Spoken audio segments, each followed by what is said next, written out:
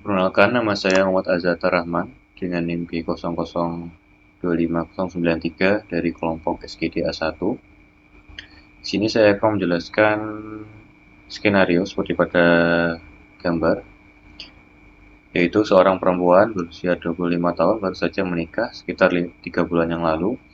Sejak awal pernikahan, keduanya memiliki keinginan kuat untuk segera memiliki keturunan. Untuk poin A, jelaskan alur perjalanan oosit sejak dilepaskan dari ovarium sampai mencapai kovum uteri. Poin B, jelaskan di mana lokasi fertilisasi yang paling sering terjadi. Poin C, jelaskan mengapa daerah fornix posterior memiliki nilai klinis penting. Kemudian kaitkan dengan prosedur seperti photosynthesis dan juga kolpotomi. Baik, kita masuk ke poin A, yaitu jelaskan alur perjalanan oosit sejak dilepaskan dari ovarium sampai mencapai kavum uteri.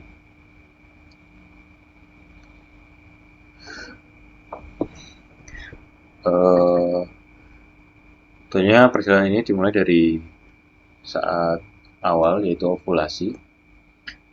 Saat ovulasi, oosit sekunder dilepaskan dari folikel di graft. Itu yang ini, folikel di graft, menuju rongga peritoneal. Disinilah peran fibrae, yaitu struktur seperti jari pada bagian ujung tuba falopi. Fibrae ini nanti yang akan menyapu permukaan ovarium untuk menangkap oosit dan disalurkan ke ostium tuba. Sejak masuk ke tuba falopi, oosit bergerak melewati beberapa bagian, yaitu yang pertama ada infundibulum, yaitu bagian berbentuk corong tepat fimbriae. Kemudian selanjutnya ada bagian ampula. Ini adalah bagian paling luas dan paling panjang dari tuba.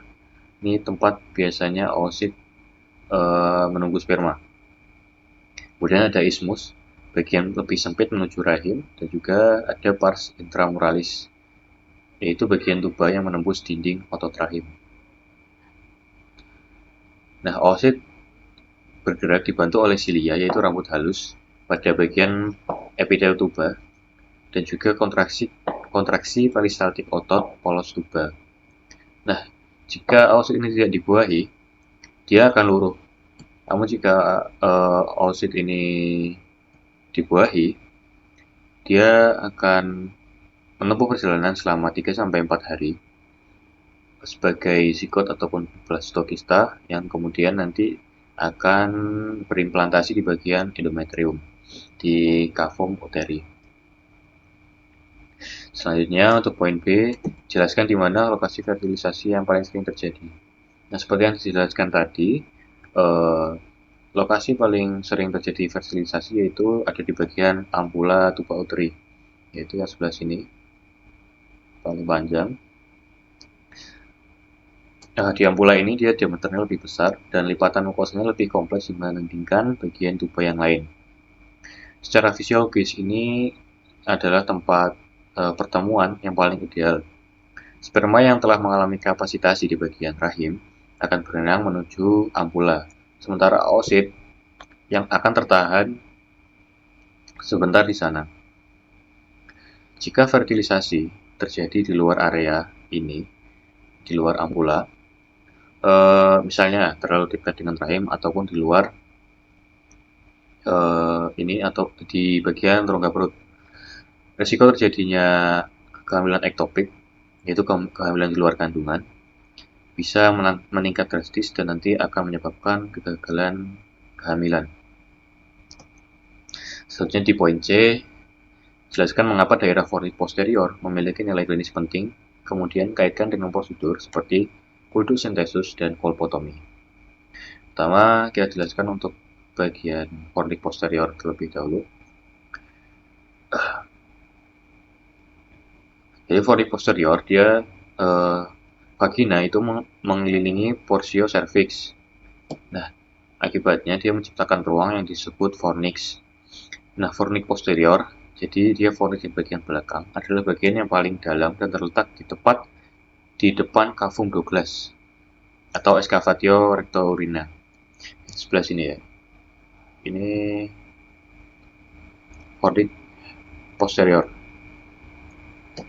Mengapa bagian itu penting secara klinis? Karena fornix posterior itu dia hanya dipisahkan oleh dinding vagina yang tipis dari titik terendah rongga peritoneum pun cavum Douglas tadi. Akibatnya jika ada cairan abnormal di rongga perut seperti darah kehamilan ektopik ataupun nanah akibat infeksi panggul atau cairan asites, semuanya bakal terkumpul di cavum Douglas. Nah, cara mengaksesnya bisa melalui fornix posterior tanpa harus melakukan operasi besar. Lalu bagaimana dengan prosedur seperti kultusentesis? Jadi kultusentesis ini dia adalah prosedur diagnostik di mana dokter menusukkan jarum melalui fornix posterior ke cavum Douglas untuk mengambil sampel cairan. Nah, jika cairan yang diambil ini adalah darah yang tidak membeku, bisa jadi itu adalah tanda kuat terjadinya kehamilan ektopik terganggu. Kemudian untuk prosedur kolpotomi, ini adalah prosedur pembedahan atau insisi pada bagian dinding vagina di fornix posterior. Prosedur ini digunakan sebagai jalur akses untuk drainase abses di panggul, atau bahkan sebagai pintu masuk untuk prosedur sterilisasi maupun pengangkatan kista ovarium tertentu. Mungkin itu saja yang dapat saya sampaikan. Terima kasih. Sekian.